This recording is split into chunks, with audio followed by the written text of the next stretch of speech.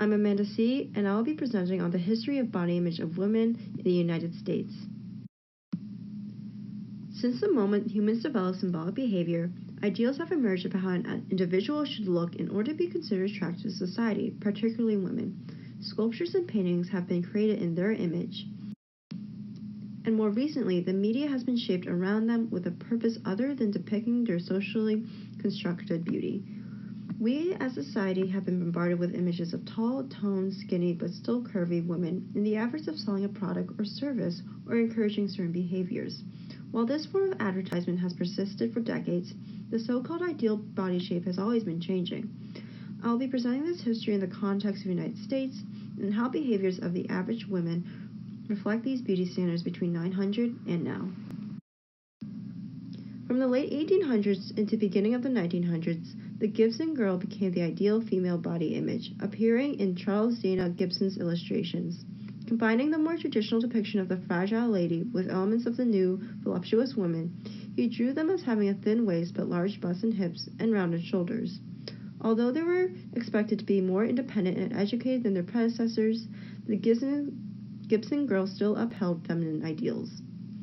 An athletic image also developed and was seen as fashionable, a Gibson girl being able to participate in strenuous physical activities such as cycling, tennis, golf, horseback riding, and other sports.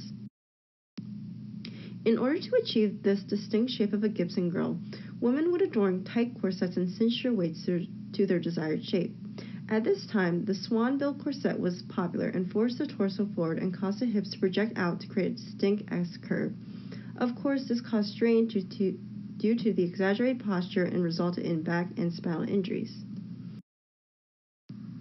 However, it was not until the 1920s that dieting became extremely popular and intended to be adopted to match its ideal at the time, the flapper. Rather than wearing corsets, flappers are known for having a slim, straight silhouette with a downplaying of bust and hips. They represent a rejection of Victorian values and were portrayed as reckless, free-spirited, and behaved in manners considered unfeminine.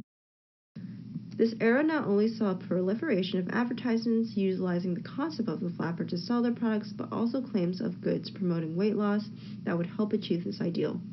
For instance, the cigarette brand Lucky Strike on the left released this advertisement and others similar to it, claiming that smoking on Lucky maintains a slender figure and discourages the consumption of sweets.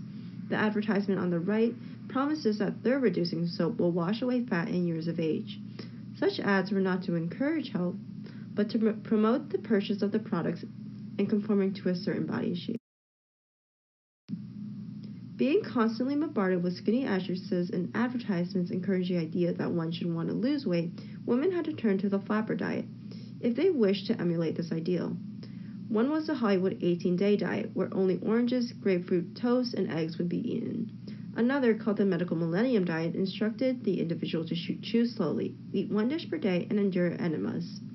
It was also during this time that calorie counting was suggested. Women also used laxative-laced weight loss gum, slimming girdles, reducing cream, and cigarettes.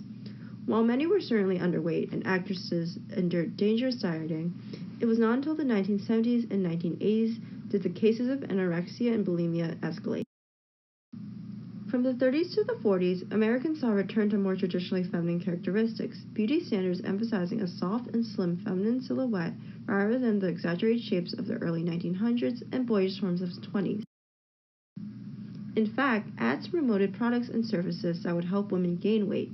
For instance, this image depicts being skinny as negative and unappealing, and the beer was supposedly going to add 5 to 15 pounds to the drinker in a few weeks.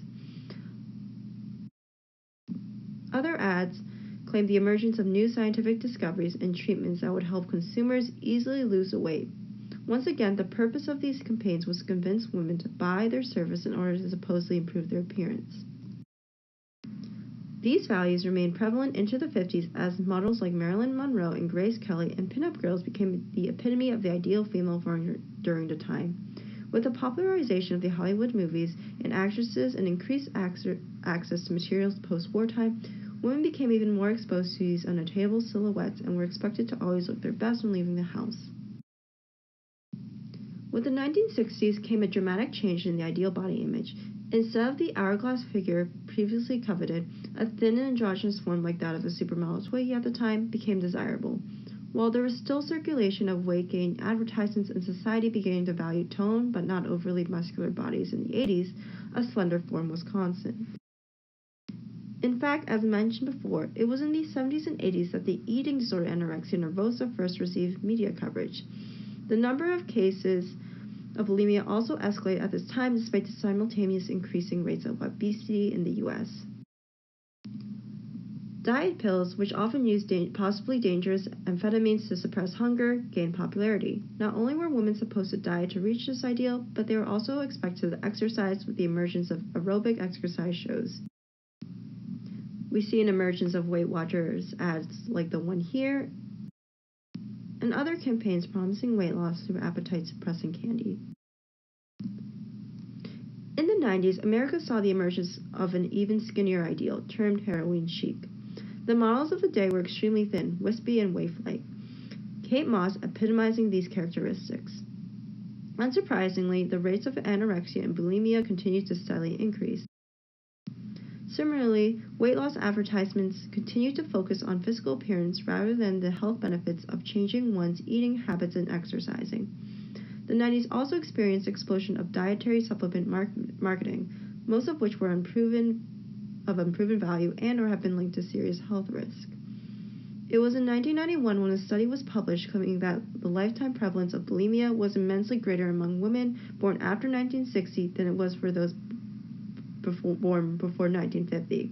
The risk for those born between 1950 and 1959 being in the middle of the two.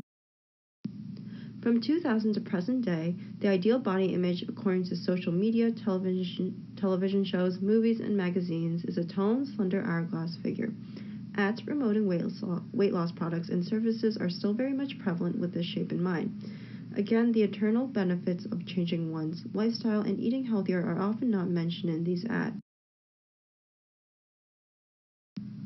A study in 2016 examined 31 issues of 5 U.S.-based health and fitness magazines and assessed the prevalence of, product type, and themes related to weight loss in articles and advertisements.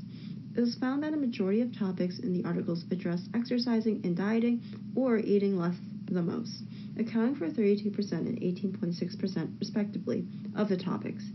In contrast, less commonly addressed was being satisfied with one's looks, losing weight for health reasons, and specifically healthy ways to lose weight. Evident from the data, companies advertise their services not as a way to improve one's livelihoods, but to attain a smaller body shape, emphasizing themes of achievement, before and after weight loss, and quick solutions. In terms of entertainment, some of today's most popular female celebrities, such as Kim Kardashian, Gigi Hadid, and Beyonce, are portrayed by media to have desirable traits and that women should aspire to emulate these characteristics. The internet and magazines provide tips on how they diet, what they do for exercise, etc.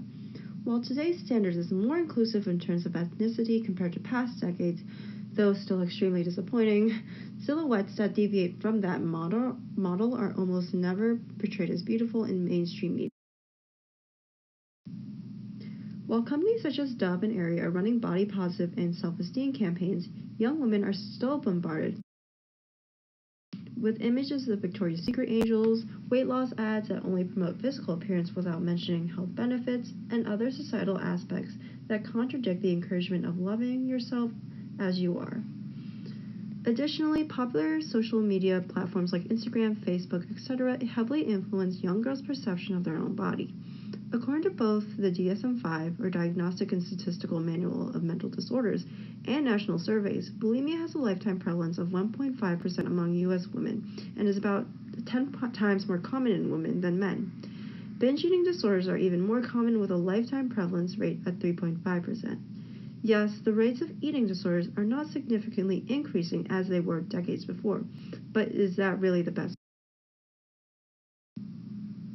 The ideal body image has always been an oppressive force on women. It has been emulated through magazines, advertisements, film stars, celebrities, and now social media. In all these cases, the average woman never comes close to a supposedly perfect form that has been created by society, and that remains our legacy. One era's expectations was even inspired by a man's illustrations of the ideal woman. Today, we continue this trend and cause even more distress by providing contradicting viewpoints between the body positive movement and what is seen in mainstream media. If society wishes to truly decrease the still significant number of girls and women suffering from anorexia, bulimia, and insecurities about themselves, it must commit to stopping the toxic pattern of depreciation and spread the message of self-love and acceptance of all body shapes, without exceptions. Thanks for watching.